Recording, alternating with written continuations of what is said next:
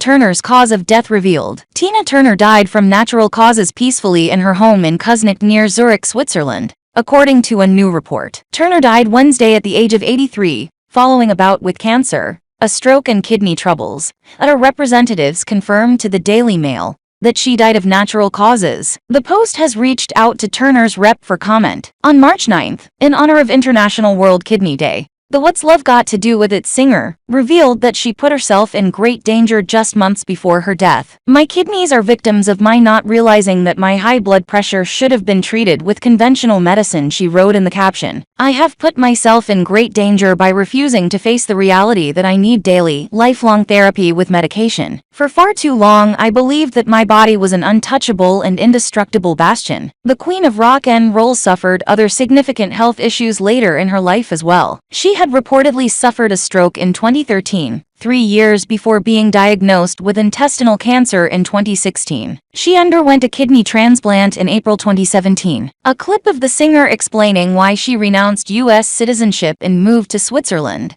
has resurfaced following her death, where she explained she left America because my success was in another country. Turner's then-boyfriend, German music executive Erwin Bach, was moved to Switzerland for work, and she always wanted to go to Switzerland and was very happy. Shortly after marrying Bach, Turner relinquished her American citizenship and became a Swiss national. Though the couple had been living in Switzerland for many years prior, they later bought a Swiss weekend retreat in January 2022. The news of Turner's death was shared on her Instagram account Wednesday. It is with great sadness that we announce the passing of Tina Turner. With her music and her boundless passion for life, she enchanted millions of fans around the world and inspired the stars of tomorrow, the statement read. Today we say goodbye to a dear friend who leaves us all her greatest work, her music. All our heartfelt compassion goes out to her family. Tina, we will miss you dearly. Meanwhile, Maureen Callahan. Tina Turner lived in a world of pain, but never asked for pity. While today's poorly pampered celebrities and Montecito moaners play the victim, they're not fit to sew on Tina's sequins. There were two Tinas. The legend once said of herself, the rock and roll goddess and the proper lady. The Tina who wears ballet flats and pearls,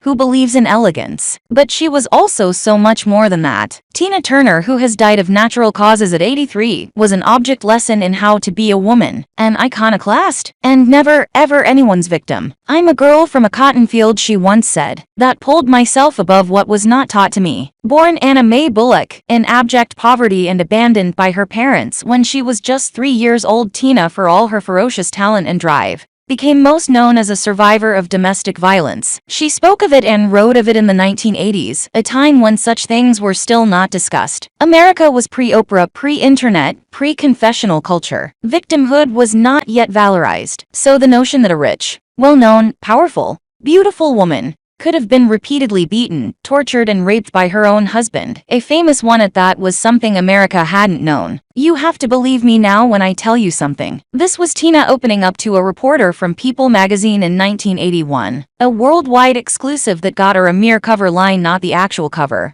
but nonetheless changed the lives of women everywhere. My ex-husband was a physically violent man, she said. I went through basic torture. I was living a life of death. I didn't exist, but I survived it. And I walked out. I walked, and I didn't look back. In truth, she ran fleeing her husband while on tour in Dallas, Texas, dashing across a freeway and nearly getting hit by a tractor trailer before crashing into the lobby of a Ramada Inn with one credit card and 36 cents in her pocket. I felt strong, she said of that moment. It was 1976. The term domestic violence had only entered the lexicon 3 years earlier. Tina Turner, by then a star, went into hiding in law and filed for divorce, famously demanding she take nothing but her name. She was a young mother of 2 boys, one of whom heard his mother's screams after Ike Turner had thrown scalding coffee on her, inflicting third-degree burns. She got by on food stamps and played corporate gigs for McDonald's in depressing hotel ballrooms across North America. She was left with all the unpaid bills from the canceled Ike and Tina tour dates. She got no royalties, none of the cars, or furs, or jewelry,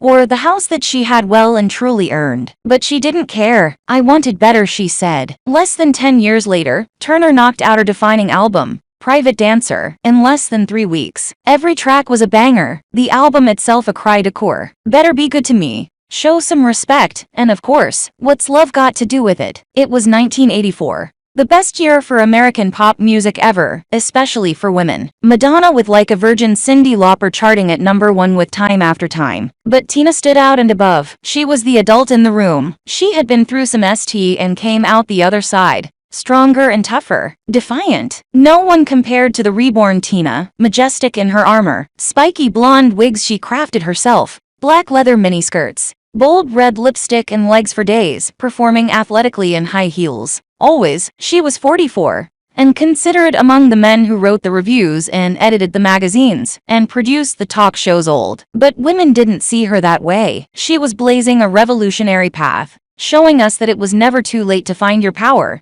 to leave a bad marriage, to have a fulfilling career, to still be considered as beautiful, if not more so with age and wisdom, to stop caring what everyone else might think. That's what made Tina that rare thing. A true American original. I didn't worry about how guys would react to my look, she wrote in her memoir. I always played to the women in my audience. There were no women who sang and danced like me, women who could be sexy without making it sexual. In 1985 she turned down Steven Spielberg's offer to act in The Color Purple. Black people can do better than that, she said. I've lived down south in cotton fields. I don't want to do anything I've done. Instead she did Mad Max. Beyond Thunderdome, playing a dominatrix queen in a chainmail dress slid up to her thighs, leading an army of men. It is the warrior woman parts that I want, Turner said. Naturally, she decided, after much thought, to publish her memoir Tina, written with music journalist Kurt Loder, in 1986. It was her attempt to move on, to stop reporters from asking about the abuse she survived,